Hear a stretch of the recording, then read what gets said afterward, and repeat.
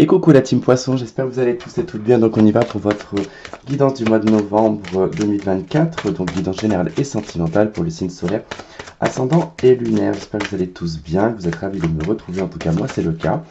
Si vous avez besoin d'une consultation privée, il y a mon adresse email dans la barre de description. Alors on va aller voir une coupe, ensuite on va faire un tirage en 3 celtiques pour le tirage général et on fera 3 tas pour le sentimental. À vous de choisir entre l'un des trois ou tout simplement les trois qui peuvent raconter une seule et même histoire. Alors pour les poissons, novembre 2024. Alors on retrouve la roue de fortune dans la coupe et on retrouve le monde. Voilà, et ben écoutez, la roue de fortune, le monde c'est la fin d'un cycle, d'accord? Alors autant la roue de fortune c'est un cycle pour redémarrer un autre cycle, autant avec le monde, c'est-à-dire qu'on a clôturé. Vraiment, on a finalisé quelque chose qui nous permet ici d'enclencher un nouveau cycle. Donc vous rentrez dans une période, on va dire cyclique, mais qui va finaliser des situations dans votre vie. Alors votre énergie principale, on est à l'empereur. Ok. Donc vous êtes plutôt déterminé, plutôt carré, je dirais que vous êtes plutôt responsable, vous êtes dans l'action, vous planifiez des choses dans lesquelles vous faites une action, parce que on a l'impératrice juste avant qui planifie et l'empereur qui fait l'action. Donc ça veut dire qu'en amont, il y a déjà des choses qui sont en préparation et qui sont en action sur le mois de novembre. Alors qu'est-ce qu'on a pour accompagner cette carte de l'empereur? On a la carte du roi de bâton. Alors avec le roi de bâton, voilà, ça me fait penser vachement à l'empereur aussi. C'est vraiment de l'action pure et dure, c'est-à-dire c'est action-réaction. Je vais au front, j'instaure des choses, j'instaure des règles, je me responsabilise, je peux me mettre à mon compte, je peux créer ma société. Ça peut être plein de choses comme ça peut être lié au père aussi, puisque j'ai un 5 de bâton de deck. Il peut y avoir un conflit ici avec un homme, une figure paternelle, ou un mari, ou un conjoint. Alors, qu'est-ce qu'on a qui fait obstacle à cette énergie? Nous avons le pape. Ah, pour certains, c'est un mariage qui fait opposition. C'est un contrat, c'est un contrat d'âme quelque part. C'est un engagement aussi avec le pape. C'est de s'être engagé peut-être bénévolement ou s'être engagé dans le travail. Enfin, peu importe. En tout cas, c'est ce qui vous bloque. Avec l'ermite, vous réfléchissez à comment vous en défaire. Alors, de quoi est accompagnée cette carte du pape?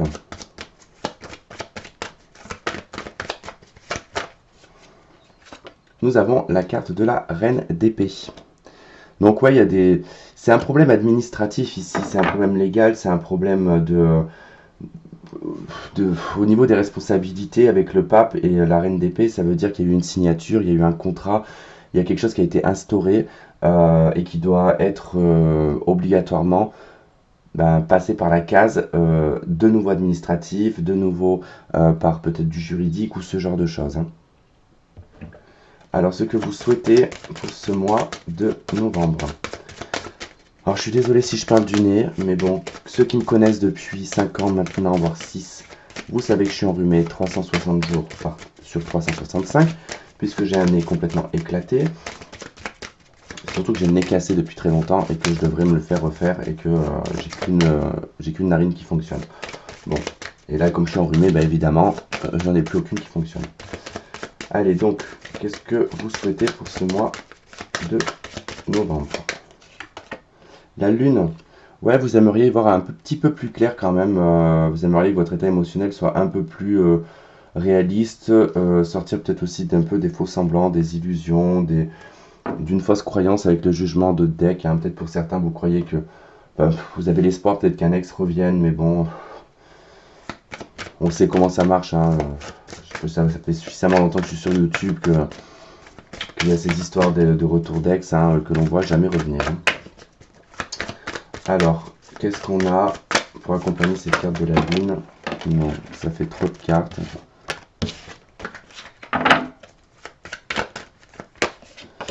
Hop, nous retrouvons ici la papesse.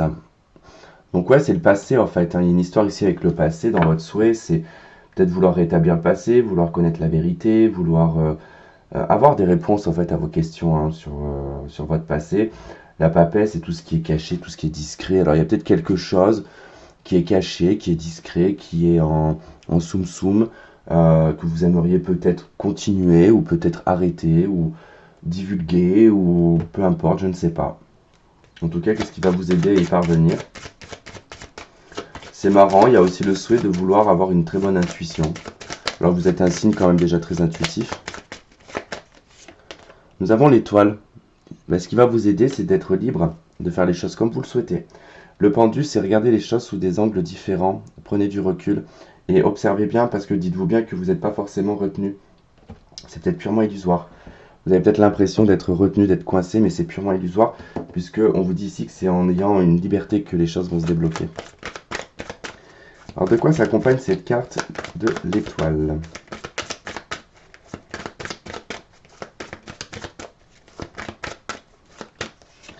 Elle est accompagnée de la roue de fortune. Eh oui, on voit pas très bien avec le reflet. Alors ce qui va vous aider ici, c'est je suis moi, je suis un être humain, je suis un être authentique, je suis un être pur, j'ai le droit ici d'avoir du changement, je ne suis relié à personne et je n'appartiens à personne. D'accord? Si ce n'est que si vous avez des enfants, ce sont vos liens qui sont présents. D'accord? Mais un enfant n'appartient à personne, puisque quand il doit s'envoler du nid, il doit s'envoler du nid. Point barre.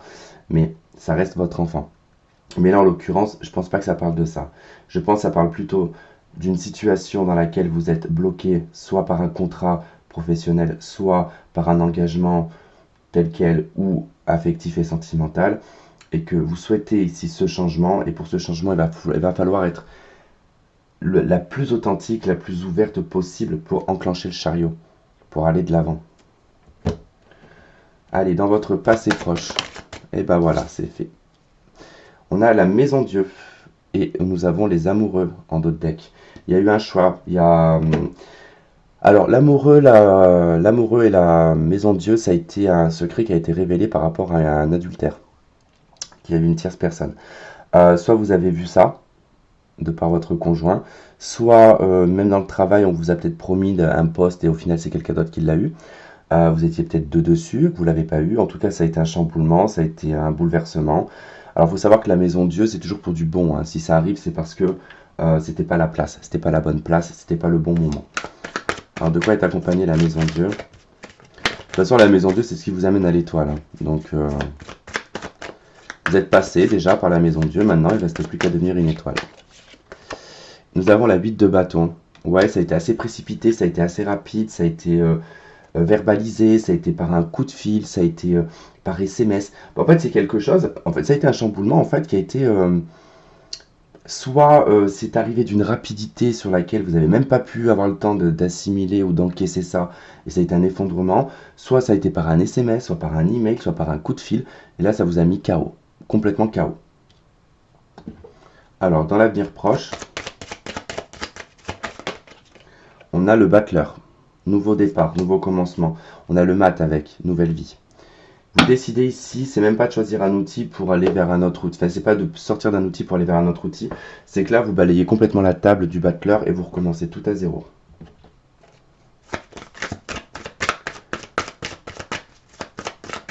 Il vaut mieux partir de rien que de partir avec des casseroles. Et nous avons la 6 de coupe. Ok. Votre passé reste au passé. Hein.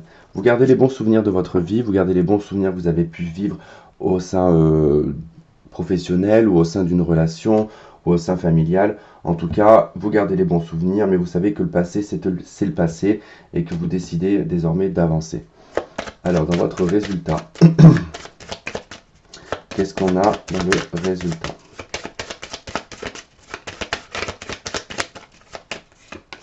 On a le diable. Ok. Attention, attention. Soyez attentifs aux risques avec l'ermite.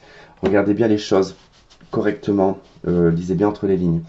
Le diable peut représenter une meilleure fortune aussi. D'accord? On peut nous parler avec le diable d'un attachement et d'une obligation, d'une contrainte qu'on vous impose. Elle est accompagnée du 2 de denier, vous allez hésiter. En fait, le diable, c'est ça, il tient deux personnes quasiment identiques. Hein. C'est un peu en fait comme le chariot. Dans le chariot, si vous regardez bien dans le tarot de Marseille traditionnel, il y a donc deux chevaux, dont un qui est un peu déglingué et l'autre qui est un peu mieux loti, on va dire, hein. Il a une forme correcte, on va dire, symétrique, et l'autre, il est complètement destroyé. Il a une hanche beaucoup plus grosse que l'autre, il a une patte plus grosse que l'autre, il a une oreille en bas, une oreille en haut, il louche. Là, c'est un peu pareil, le diable, il tient deux personnages, dont un qui est un petit peu plus présentable et l'autre qui est un petit peu plus déglingué en fait. La de denier, c'est pareil, c'est deux choses identiques qui n'ont pas les deux mêmes essences. Attention, observez bien, parce que là dans le résultat on vous dit ne prenez pas tout ce qui brille pour de l'or, d'accord? Mais je pense que vous allez avoir le bon discernement. Ok, donc je vais m'arrêter là pour ceux qui ne regarderont pas le sentimental. Donc pour ceux qui suivent le sentimental, on se retrouve juste après. Ou alors elle sera peut-être sur une autre partie de vidéo, je ne sais pas. Bref, de toute façon, je vais essayer de faire des montages, je vais bien voir comment je vais faire. Bon, ceux qui me retrouvent pour le sentimental, je vous dis à tout de suite. Pour les autres, je vous embrasse, je vous dis à très vite. Et prenez soin de vous. Bye bye. Ok les poissons, c'est parti pour le sentimental. Donc pour le signe solaire ascendant et lunaire pour le mois de novembre 2024, en 3 tas. Soit vous en choisissez un, soit vous regardez les trois et peut-être que les trois peuvent vous parler. Des fois ça raconte une seule et même histoire, des fois 3 histoires différentes. Ok, pour le premier tas. On y va pour le deuxième. On y va pour le troisième. Il va falloir que je me mouche. C'est insupportable. Cette saison, je vous dis pas, je la supporte pas. C'est entre le mi-froid, mi-chaud. C'est là où on commence à être enrhumé, à avoir les rhinopharyngites et tout le tralala. On adore.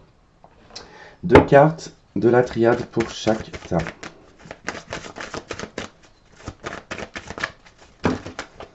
Oula, là ça fait 15 cartes, ça est beaucoup trop.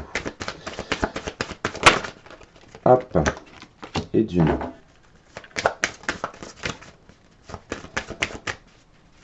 Et de 2. Troisième tas.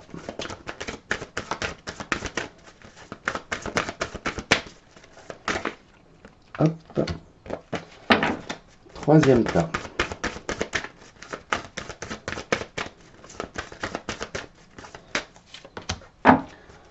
On y va. Pourquoi j'ai dit troisième tas? Bon, troisième tas. On y va avec une carte de l'oracle luminaire.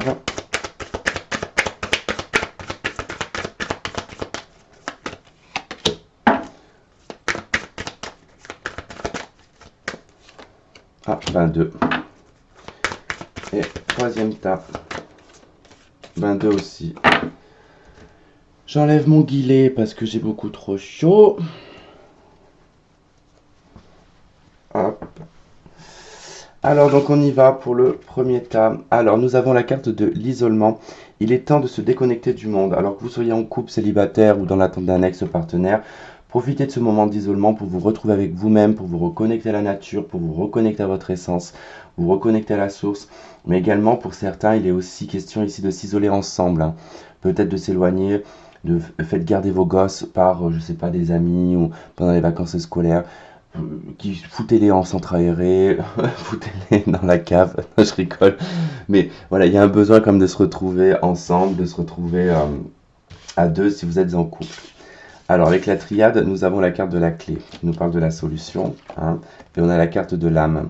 Donc vous allez trouver pour tout le monde, hein, couple célibataire ou lié à un ex, que vous soyez seul ou que vous soyez dans l'isolement avec cette personne-là, ça va vous permettre ici de trouver les clés et les réponses intérieurement, d'accord? Ça proviendra de votre âme, vous allez trouver les solutions à votre isolement, une solution à vos amours, à vos problématiques sentimentales. Elle est accompagnée de la carte à fleur de vœux. Il y a des choses effectivement qui se sont envolées, il y a des choses qui se sont effritées, il y a quand même une tâche, d'accord? Il y a toujours quelque chose qui est un petit peu présent, mais qui se dissout au fur et à mesure du temps. Dans ce pissenlit là où on voit que les choses se sont envolées, il y en a certains qui sont à l'envers, d'accord? Donc si on observe bien de toute façon cette carte, il y en a certains qui sont à l'envers. Tout ne se passe pas exactement comme on aimerait que ça se passe, mais c'est en train de prendre de l'ampleur, c'est en train de s'évaporer, de se disperser. C'est une problématique. Pour le deuxième tas, nous avons gardé l'esprit ouvert. Votre âme sœur peut différer du type de personne que vous espérez rencontrer.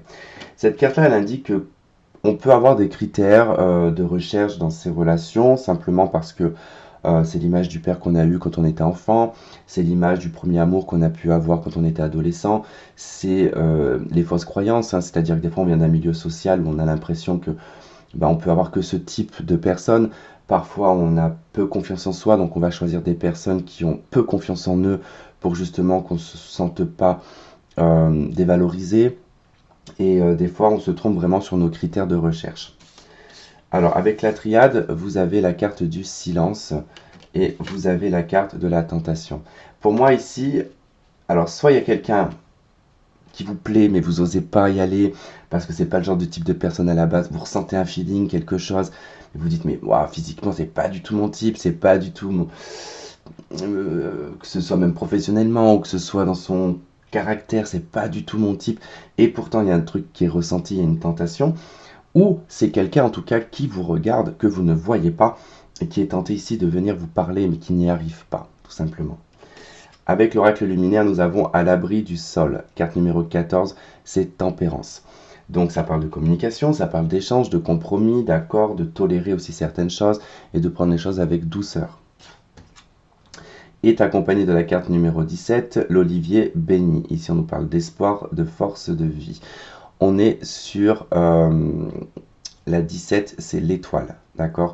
Donc, il y a de l'espoir, il y a de l'expansion, c'est une réalisation. En fait, là, pour moi, je pense laissez-vous guider par cette situation-là.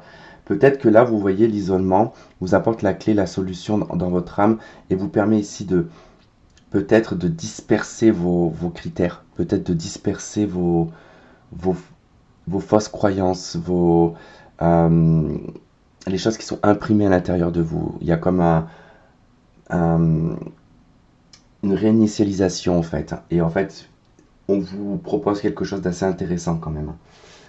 Alors, troisième tas, nous avons espièglerie. Pour retrouver l'amour, permettez à l'esprit espiègle et enfantin qui est en vous de se manifester. Retrouvez ce côté enfantin. Ne soyez pas dans le côté un petit peu trop de la vie qui vous a conditionné. Ça conditionne tout le monde. De toute façon, arrivé à un certain âge, on est tellement conditionné par la vie que voilà, on vit avec ce qu'il y a et on s'en contente. Nous avons la carte de la méditation et nous avons la carte du choix. On vous dit de bien méditer sur votre vie sentimentale parce que c'est en vous posant, en réfléchissant, en vous isolant, en ayant ces réponses en vous que le choix va être présent, va être là, va vous permettre en fait de prendre une décision et d'aller de l'avant. Vous avez la carte le jardin numéro 27, action, désir. C'est en préparant, vous voyez le jardin c'est on prépare la terre, on plante des graines, on attend et ça produit des fruits, des légumes, etc. Donc c'est ça, c'est une histoire de temps et de préparation. Chakra du plexus solaire, la confiance. Tout simplement. Ayez confiance en votre vie sentimentale, ayez confiance en vos ressentis, en votre méditation, ayez confiance en votre âme, ayez confiance aux choses qui s'en vont de votre vie et accueillez les nouvelles choses qui arrivent dans votre vie, les poissons. Voilà, en tout cas, tout ce que je peux vous dire pour votre tirage sentimental. Je vous remercie de m'avoir regardé, de m'avoir écouté, je vous embrasse très très fort. Je vous dis à très bientôt. Peut-être qu'il y aura un petit bonus, je sais pas. Mais en tout cas, bon, je vais essayer d'être un peu plus régulier pour le mois de décembre et pour l'année en tout cas 2025. Je vous fais plein de gros bisous et je vous dis à très vite. Bye bye.